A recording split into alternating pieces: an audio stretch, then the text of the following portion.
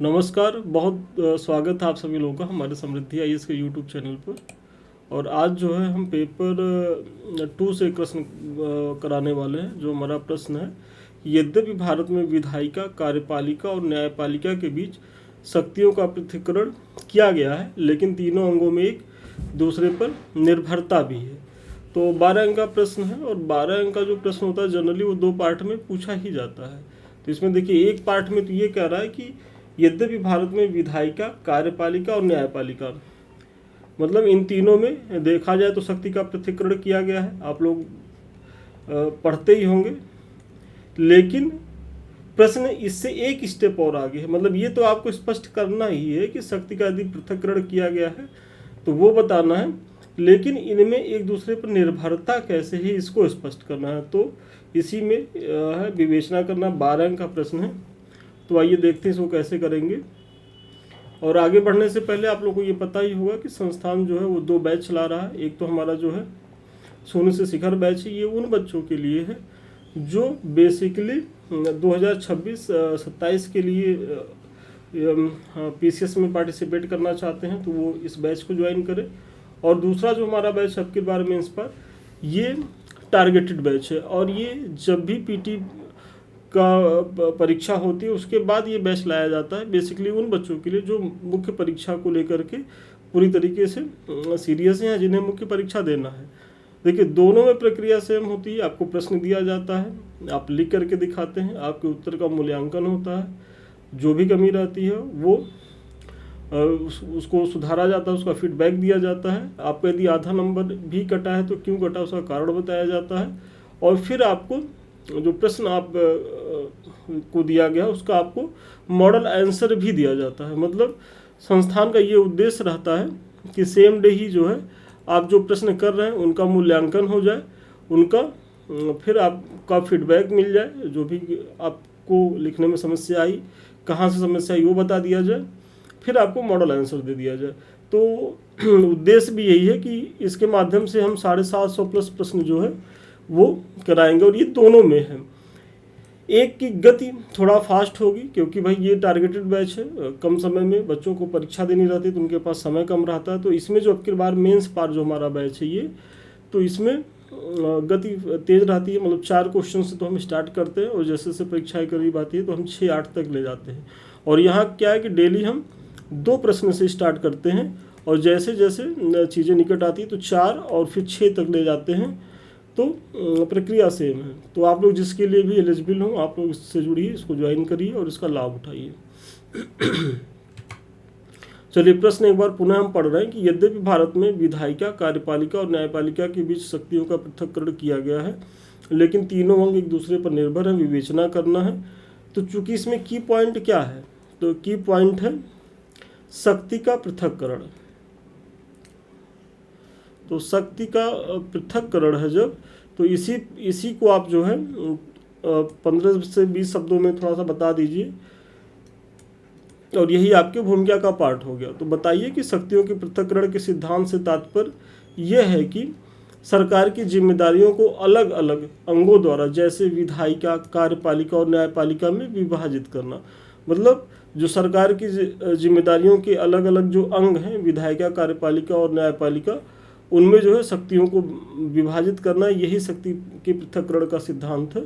और इस सिद्धांत का मुख्य उद्देश्य क्या है, तो शक्ति के दुरुपयोग को रोकना, शक्ति संतुलन को बनाए रखना, ताकि सरकार का प्रत्येक अंग स्वतंत्र रूप से अपने कार्यों का निर्वहन कर सके। तो ये शक्ति के संतुलन, शक्ति के पृथक्करण का वास्तविक उद्देश्य है। तो आपने भूमिका में शक्ति के पृथक्करण को थोड़ा सा स्पष्ट किया, और आपको मुख्य परीक्षा में इसी अप्रोच से आगे बढ़ना है कि पहले जो की पॉइंट है उसके बारे में आप, अगर 12 अंक का प्रश्न है तो 30 से 35 शब्दों में बता दें। यदि 8 अंक का प्रश्न है जिसे आप लोग को 125 शब्दों में लिखना होता है, तो उसे जो है 20 से 25 शब्दों में बता दें। और उसके बाद फिर आप अपने मेन पार्ट पे आ जाए। तो इसमें मेन पार्ट क्या है कि भारत में शक्तियों का यदि पृथक्करण है तो उसका प्रमाण देना है, और यही आपके प्रश्न का पहला जो पार्ट है वही है। और इसके लिए क्या है, 6 अंक आपको यहाँ से मिलेंगे। तो आइए बताइए, इसमें सबसे पहले विधायिका को दिखाइए कि विधायिका के तहत जो इसका प्राथमिक कार्य क्या है, तो विधि का निर्माण करना है। भाई जो विधायिका होती है वो विधि का निर्माण करती है। भारतीय संविधान के अनुच्छेद 79 से 122 के मध्य संसद की शक्तियों और कार्यों का जो है वो क्या है, प्रावधान किया गया है। तो आप इसकी चर्चा करें।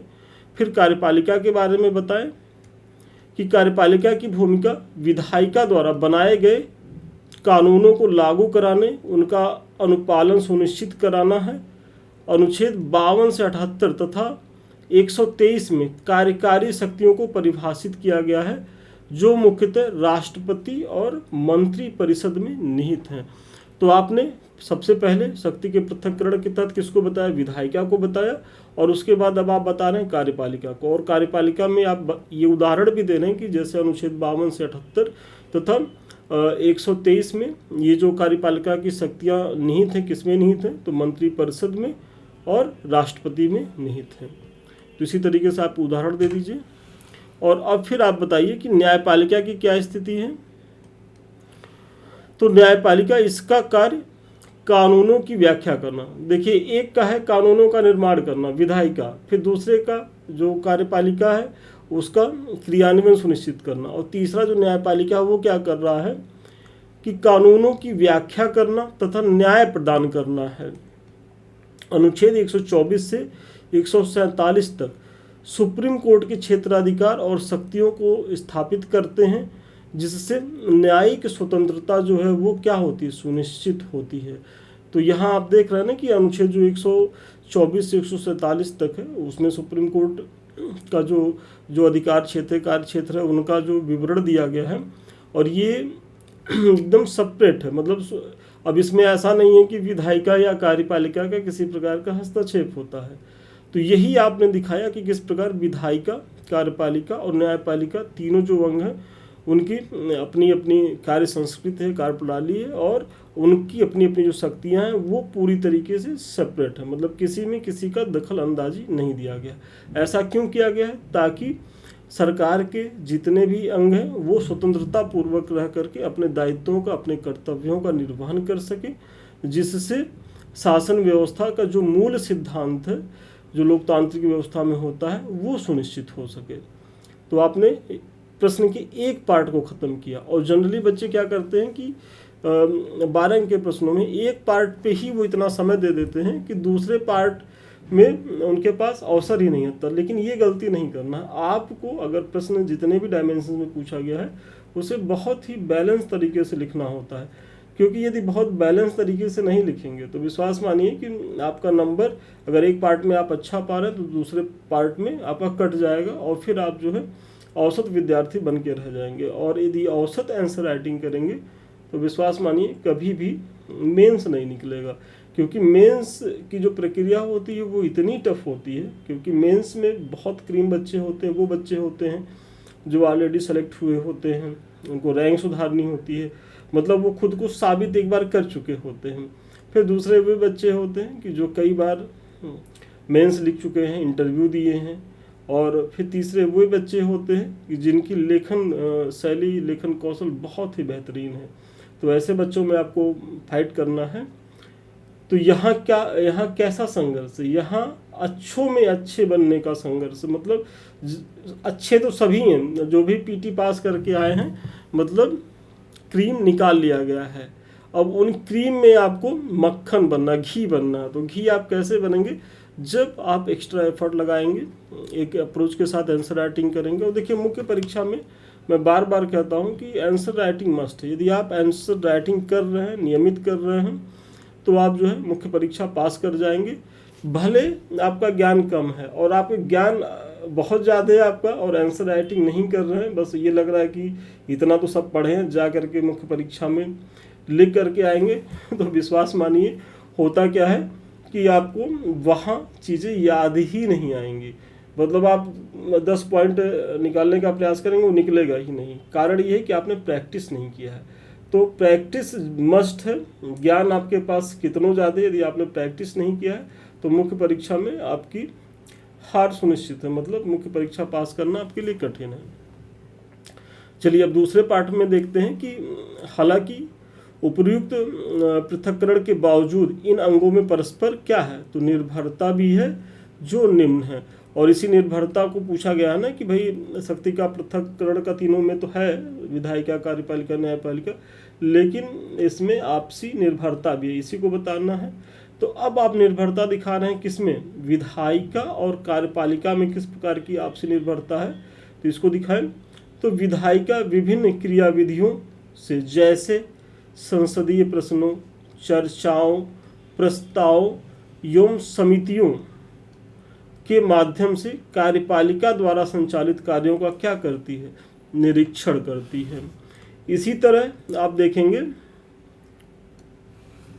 संसद के सत्र में न होने पर राष्ट्रपति अनुच्छेद 123 के तहत क्या जारी करता है, अध्यादेश जारी करता है, लेकिन इस अध्यादेश की वैलिडिटी बहुत कम समय तक होती है। मतलब इसे जो है क्या होता है कि संसद से इसका अनुमोदन आवश्यक होता है। तो यहाँ आपको कार्यपालिका दिख तो रही है कि भाई अध्यादेश जारी करके कानून तत्काल में तो निर्माण कर सकती है, लेकिन ये दीर्घ काल तक चलाने के लिए संसद से अनुमति लेना आवश्यक हो जाता है। तो यही आप बता रहे हैं। तो इन अध्यादेशों को कुछ समय बाद संसद से अनुमोदित किया जाना आवश्यक है, जो कार्यपालिका के विधि निर्माण की शक्ति पर नियंत्रण को दर्शाता है। मतलब कार्यपालिका के पास क्या है कि भाई ठीक है विधि निर्माण की शक्ति है, लेकिन उसमें बड़ी भूमिका किसकी है, संसद की भूमिका है। और संसद में अगर ये अध्यादेश पारित नहीं होता है तो फिर ये शून्य घोषित हो जाता है, फिर इसका कोई महत्व नहीं रह जाता। इसी तरीके से आप देखें कि कार्यपालिका और न्यायपालिका में कैसी परस्पर निर्भरता है। तो न्यायाधीशों, मतलब आप देखेंगे जो सुप्रीम कोर्ट और हाई कोर्ट की नियुक्ति होती है वो किसकी उसमें भूमिका में देखेंगे तो कार्यपालिका की भूमिका होती है। कैसे होती है, क्योंकि ये जो नियुक्ति होती है इसमें नियुक्ति का प्राधिकार किसके पास है, राष्ट्रपति के पास है। लेकिन इसमें जो राष्ट्रपति ऐसा नहीं है कि प्रधानमंत्री की सलाह से किसी भी को न्यायाधीश बना दे, इसमें फिर न्यायपालिका की भूमिका आ जाती है। देखिए राष्ट्रपति तो दस्तखत कर रहा है, प्रेसिडेंट जो है वो दस्तखत करके नियुक्ति तो कर रहा है, लेकिन किसकी सिफारिश को वो मान रहा है, तो जो कॉलेजियम है, मतलब न्यायाधीशों की जो कॉलेजियम है जिसमें चीफ जस्टिस और अन्य वरिष्ठ न्यायाधीश होते हैं, 3-4 लोग की कमेटी होती है, उसी को कॉलेजियम कहते हैं। और जब वो रिकमेंडेशन करेगा उसी की संस्तुतियों के आधार पर राष्ट्रपति जो है न्यायाधीशों की नियुक्ति करते हैं। तो यहाँ देख रहे हैं कि कार्यपालिका और न्यायपालिका की परस्पर जो है सहभागिता आपको दिख रही होगी। फिर अगला आप देखेंगे कि इसी तरह न्यायपालिका के पास क्या है कि कार्यपालिका के कार्यों की समीक्षा करने तथा मूल अधिकारों का उल्लंघन होने पर उन्हें असंवैधानिक घोषित करने का भी अधिकार है। मतलब आप कार्यपालिका की चीज़ों को देखिए कि भाई अगर वो कोई कार्य कर रहे हैं, कुछ कर रहे हैं, तो उनके कार्यों की वो समीक्षा कर सकती है न्यायपालिका, और करती भी है। और जो मूल अधिकार है यदि उनका उल्लंघन हो रहा है तो उस कानून को जहाँ तक वो मूल अधिकारों का उल्लंघन करते नजर आ रहे हैं तो उन्हें अवैध या असंवैधानिक भी घोषित कर सकती है। तो आप यहाँ भी परस्पर निर्भरता देख रहे होंगे। इसी तरीके से आप विधायिका और न्यायपालिका के बीच अगर आप देखेंगे तो अनुच्छेद 124(4) और अनुच्छेद 217(1)(b) के तहत संसद सिद्ध कदाचार या अक्षमता के आधार पर महाभियोग लगाकर उच्चतम न्यायालय और उच्च न्यायालय के न्यायाधीशों को पद से जो है वो हटा सकती है। तो इसके बारे में आप जानिए कि जो आर्टिकल 124(4) है और 217(1)(b) के तहत क्या होता है कि जो सुप्रीम कोर्ट के न्यायाधीश होते हैं या हाई कोर्ट से, तो उन पे अगर वो संवैधानिक कदाचार में दोषी पाए जाते हैं तो उन पे महाभियोग लगा करके संसद उन्हें उनके पद से सेवा मुक्त कर सकती है। तो यहाँ आप देख रहे होंगे कि कहीं न कहीं न्यायपालिका की चीज़ों में विधायिका मजबूत होती दिख रही है। तो वहीं दूसरी तरफ आप देखेंगे किसी तरह विधायिका या कार्यपालिका